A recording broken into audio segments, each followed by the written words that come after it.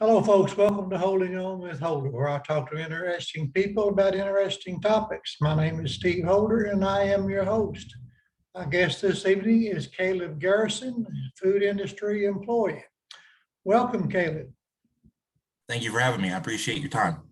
Well, I appreciate your time. So, first of all, tell us a little bit about who you are. How would you describe yourself? Well, I'm a classically trained chef. I've been in the restaurant industry since 2012. Um, I've worked at a number of restaurants here in the Johnson City area, and some in other states as well. It's pretty much been my entire life since the day I turned 18. Yeah. Now, you mentioned you're a classical trained chef. What exactly does that mean? I have been to culinary school. I have a degree in culinary arts and restaurant management. Okay. Well, are you working? What is your position now where you work? Um, it's the technical title is chef de partie, which is a French battalion term for line cook. Um, a little bit more on hands than what most people consider to be a line cook. In America, it's more prep. I actually have complete control over an entire station as opposed to just cooking what I'm told. Yeah. Okay. And do you like what you do? I love the industry. Cooking food to me, it's an art. It's an important part of everyday life. And for me, it's the same thing as an artist painting a painting or making music. It's just another way to express myself. Yeah.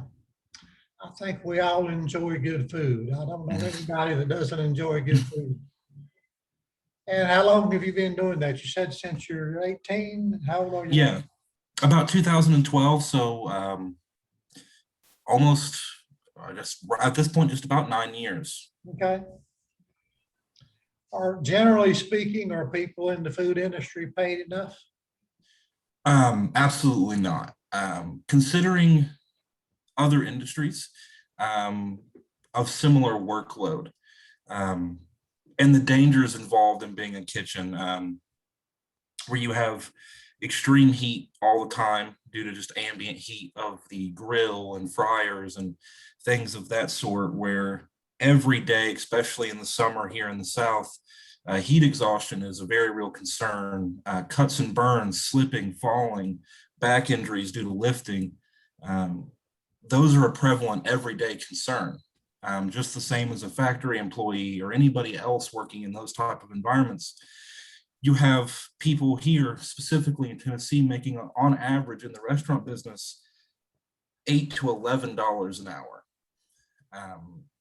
And when comparing that to other industries with similar workloads and dangers, it is vastly under what those other industries are receiving. Yeah. So by taking what you just said, it sounds like it's not really a safe place to work. Is that true? Well, I wouldn't necessarily say that it's unsafe, but there are definitely dangers involved. Anytime you're around open fire, extreme heats, sharp implements, there is an inherent danger involved in that. And you have to undergo proper safety and training to operate within a kitchen. I wouldn't necessarily say it's unsafe by any means, but it's definitely there are dangers involved that you have to keep yourself mindful of at all times. Yeah. Generally speaking, are restaurant employees treated well? Generally speaking, I would say no. Within the industry, it is fairly common to work long hours, multiple days in a row, with little to no benefits, no insurance, no disability, nothing like that. I've been in, like I said, I've been in the industry for almost a decade now.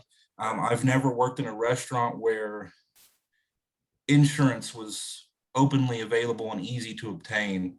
Um, Outside of the bare basics that is required by law to give you, that's about all you're going to get. Yeah. So are cooks and waiters and waitresses paid generally the same, or is it totally different pay scale? Well, it typically depends. Most restaurants, especially here in Tennessee, I've noticed, um, you have your front of the house employees, your hosts, your busboys, your waitresses and waiters, and they typically receive, waiters and waitresses typically receive their server pay, which I believe is either 225 or 275 plus tips, and your host and busboys typically make minimum wage. Um, Typical starting for back of the house, your dish pit, your cooks and things like that. Typical starting with no experience around here tends to be about $8 an hour. So there is a little bit of pay discrepancy, but not very drastic. Yeah. Well, since you are a classically trained chef, I imagine you get paid above what the average cook would get. Is that correct? I do at this point in my life, with the experience and training that I have, tend to get a little bit more, but it's far less than what you would think. Yeah. Is it safe for people to eat at restaurants? Right now, I would say, with the current climate we have in this post-COVID world we live in, um, personally, I would say no. There's a lot of dangers that go into that in the post-COVID world we live in. I know numbers are going down and vaccinations are rolling out, but I still think at this point, if it was my decision to make, restaurants, bars, and service industry would definitely still be closed, or at the very least running a curbside delivery at most. Yeah. So are you saying it's unsafe because of COVID, or is that the reason it's unsafe, or is it unsafe outside of that? I'd say outside of that, no. Okay. Outside of the, if we were talking a year ago, 2 years ago, I'd say no. But right now, I definitely think that the restaurant industry took advantage of some of the guidelines being lessened in certain states and opened way earlier than they should have. Yeah. Now, do people that work in the kitchen, or are they required to wear masks, COVID masks? Right now, I can't speak nationally, but I know here in Tennessee, it's kind of the restaurant's decision. There are no guidelines on that. So if the ownership or the management team decides that's not a thing they're going to enforce, it's not enforced. The restaurant I work at does require everyone employed by the restaurant to wear a mask at all times. Yeah. And do you think it should be required? Absolutely. Okay. I mean, when we're handling someone's food, it's just kind of part of the safety equipment, just like wearing gloves. At this point, I think a mask should be required. Yeah. Now, do you personally eat out a lot? I'm about twice a week. I spend 5 to 6 days a week cooking other people's meals. I don't always want to come home and cook my own. So about twice a week I eat out. I understand. So how common are injuries at restaurants? Well, it really depends on how you break it down age group wise. The younger the person working in a restaurant, the more likely they are to be injured. I was just doing some research on this the other day. 40% of teenage workplace injuries occur in the restaurant business. So nearly half of all teenagers working, and that's all the way up to 19 years old. So the chances are, if you are a 16 to 19-year-old person working in a restaurant, you have about a 50-50 shot of being injured in some way that requires a trip to a hospital. Yeah. Are safety violations common? Once again, it's one of those things that really depend on the restaurant. I've personally seen safety violations and health code violations in restaurants multiple times. Some are better than others, and some are far worse than others. It's pretty common when you walk into a restaurant to go and, there's always like a first aid kit for small burns and lacerations and things like that. And typically those kits are either understocked or out of date or hard to find or not clearly labeled or just incomplete. Yeah. So I have heard, now I've heard this and it may be just a rumor, so I'll let you confirm or deny.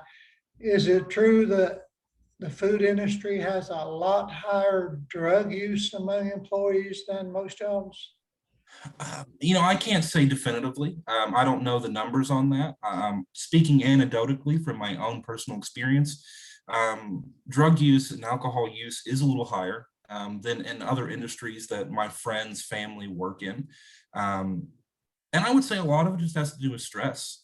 I've worked 16-hour shifts. I've worked 12-hour shifts, weeks without a day off. And when you are stressing your employee base out that hard, unfortunately, a greater number of them are going to turn to vices to kind of cope with that stress.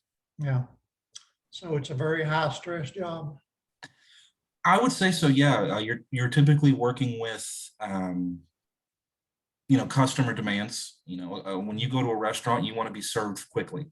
Um, and when you get into a popular restaurant and you're serving somewhere between 200 and 300 people a day, trying to make sure your food is coming out quickly, you're moving constantly, and you're probably doing it for 12 hours. And as far as like breaks are concerned in the restaurant industry, it is kind of, if you're busy, you're not getting one.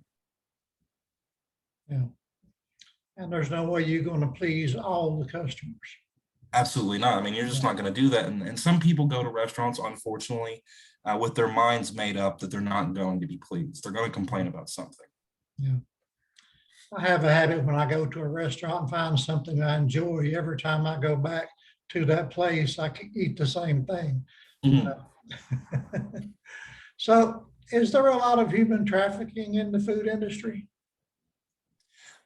Not that I've personally, in the traditional sense, I would say no. Um, I would definitely say there's people being taken advantage of, but not in the way that you would think when someone says human trafficking. Yeah. Now, I have heard women who personally who worked in the food industry who claim they have been sexually harassed or molested by management. Is that a common thing? I don't know if it's any more or less common than any other place. Unfortunately, stuff like that happens. But I can say I've definitely, in my experience, have worked at places where that is something that has happened. Um, Whether or not that's more or less common than any other instance of management taking advantage of their employees in that way, I can't really say, but it definitely does happen. Yeah.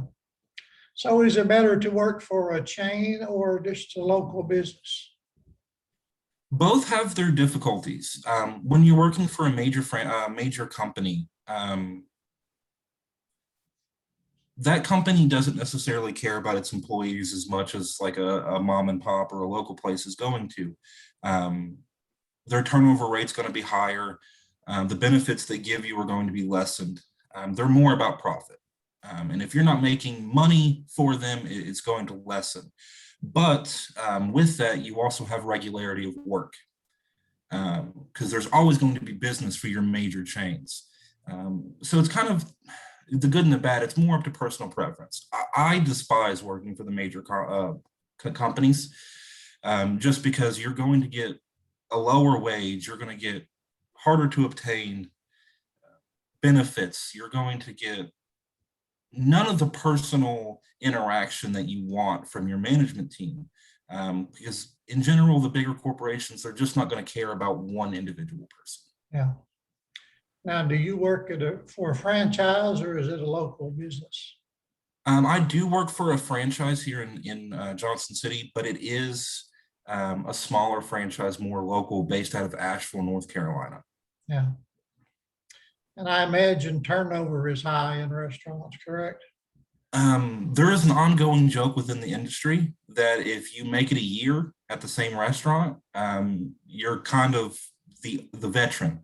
You kind of run the kitchen after a year, because typically speaking, people don't last longer than that. Yeah. Is that because of the stress or the pay or both? It's a combination of a lot of factors. You have kind of this big grind with all the stress and the overworking in kind of hand in hand with the undercompensation, and it leads to major burnout. Typically, in my personal experience, what I've seen, somewhere between 6 and 8 months, you see your employees go through major burnout. Yeah.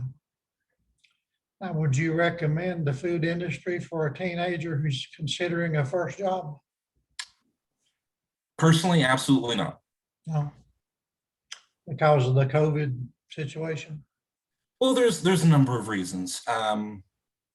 Personally, I think that restaurants and fast food and everything in food industry tend to take advantage of teenagers with their pay and things of that sort. I don't think the work is necessarily something that I would suggest upon someone who is still growing maturely, and also, still growing in their body. It's a lot of hard work. It's a lot of hard lifting. It's definitely not something if I had a child who was 16, 17 years old and they were like, I'm going to go work at McDonald's, I'd be against that. Yeah. It's too hard on their body, and they're not being compensated fairly for the work they're doing. Yeah. Now, I imagine since you went to culinary school that this is your chosen career and you plan on continuing this business, correct? Um, it was my chosen career, and it's something that I've always wanted to do. Within the last year or so, I've had some physical health issues with my back due to just the years of working in the industry, and I have spoken with my girlfriend about leaving the industry forever, because my passion for it has kind of been slowly dying. Yeah. Is that because of COVID, do you think? I definitely don't think it helped. It definitely put a big squeeze on the workers. But I think there's a lot of other things that go into it. The restaurant industry in general response to COVID, as far as like owners and management are concerned, wasn't great. And it definitely puts a bad taste in your mouth as an employee. Yeah. But there are other factors as well. Just, there's a burnout factor to it. Yeah. So what is the big message you want people to know about the food industry? What compelled you to, want to talk about this? What do you want people to know? Well, there are, as a lot of people I'm sure are aware, there is a staffing crisis in restaurants now that more restaurants are opening. And it's really very simple as to why it's happening. When you're young and you're first getting into the industry and you have all these complaints about your pay and the work that you're doing, the general response from the public is, well, if you want better pay, get a better job. Well, post-COVID, when we had all this time on our hands, when restaurants were down, that's what most of the people I've worked with have done. They've moved on to other industries. They've left this industry behind. And now that restaurants are starting to open again and people are going out and enjoying their lives again, and going out to eat, they're wondering why all this is happening. And we've done exactly what we've been told to do. We've went out and found better jobs. The restaurant industry has been left in the dust. The model it uses to pay its employees and bolster itself up is archaic. It will no longer work in today's society. You can no longer ask someone to give 9+ hours of their day, up to 6 to 7 days a week, and pay them $9-10 an hour. It just won't work anymore. Yeah. And that's why there's a staffing crisis. It's not that people don't want to work, it's that we've moved on. Yeah. Yeah, I hate to hear employers say, well, people don't want to work. Well, I always say pay them a decent wage so they have a reason to want to work. That makes sense to me. Nobody wants to be paid slave wages.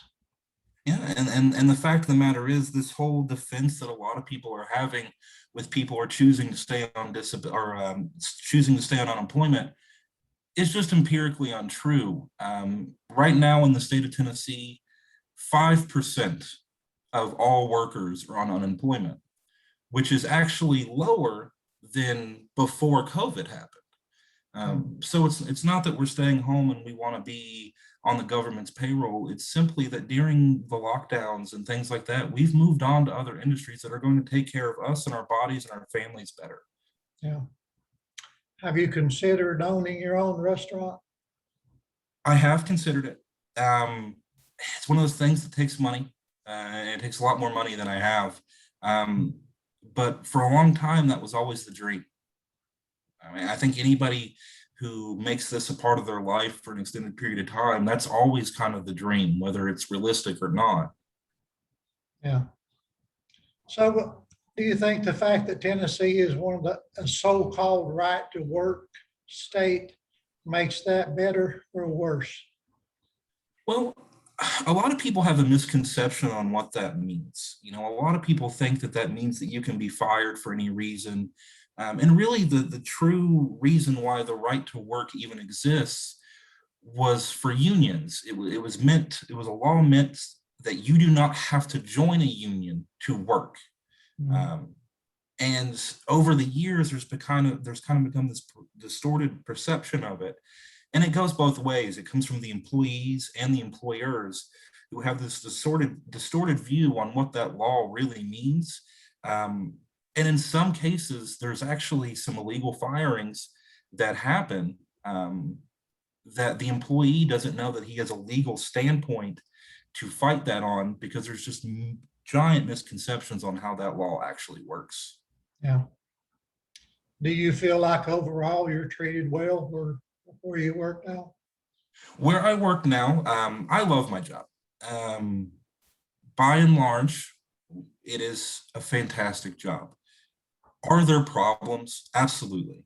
And I don't necessarily think that my restaurants in general is actively taking advantage of its workers, but it's definitely benefiting from a lot of the problems in the restaurant industry. You know, I've went to college, I have a degree, I've been in the industry for 10 years.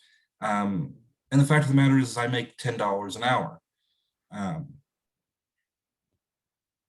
Which, you know, if you had gotten into any other industry and said that I have 10 years of experience, I have a dual degree in this field, $10 an hour would be nothing. And it is nothing. Yeah. Yeah, that is sad. I agree. I really do. So do you think you're going to stay into it long term based on everything you just said, or do you think that this is going to be a shorter career than you anticipated? Well, I think it really depends. Right now, we're seeing a big squeeze for the $15 an hour. Yeah. You know, everyone's talking about it, and you see some restaurants taking the initiative and trying to correct some of the culture in the industry. And some of them are surprising. You know, even McDonald's has recently, its corporate offices have increased their minimum wage to 13, and they're pressuring their franchisees to do so as well. So if some of those things happen, if we get better access to insurance, safety guidelines are taking a little bit more seriously, we actually take the effort to protect our workers and put some regulation as far as how many hours can you work in a day, how many days can you work in a row without a break, actually enforcing labor laws as far as breaks during the day are concerned. Excuse me. Yeah, I think I could stay in this industry for a long time. If not, no. Unfortunately, I've had a back surgery. I'm due for another. And because of the industry I work in, I have no insurance, no time off to take care of it. And all the while, the issue with my spine has become worse and worse. And that's kind of the story in the restaurant industry. It's you sell your body for peanuts, basically, and the industry chews you up and spits you out and doesn't give you anything to be successful. Yeah. Do you want to advertise for your employer, or would you rather not say? That's up to you. Well, I won't necessarily advertise for them. But I have no problem speaking about who I work for. I work for White Duck Taco in downtown Johnson City. And like I said, by and large, they do a lot better than a lot of the restaurants I've worked for. We definitely have our issues, but I don't necessarily think it's the restaurant. I think it's the industry. The industry standard needs to be higher. Yeah. Well, I have eaten that White Duck, and it's good food, good service, and I'm sure I will go back. Yeah, they definitely, it's a fantastic place to try new food too, because there's some interesting tacos they have there. But no, it's a wonderful place. It's absolutely wonderful. It's a great atmosphere. Yeah, and we seem to be very popular because we've been extremely busy this year. Yeah. Well, is there anything else you want to put out there, Caleb, that I haven't given you an opportunity to say? I think we've kind of covered the big things. The misconception on why the crisis is happening in the employment in restaurants. The big thing that I'd like to say is, if you were looking into getting into this industry, you have a loved one, a family member in the restaurant industry, stand in solidarity with them. When they're talking about their issues, this culture of, well, then just get a better job, it needs to stop. If we don't fix the issue, it'll never get better. And if we're constantly complaining about your favorite restaurant being understaffed as opposed to why, then we'll never get to the root of this issue. Yeah.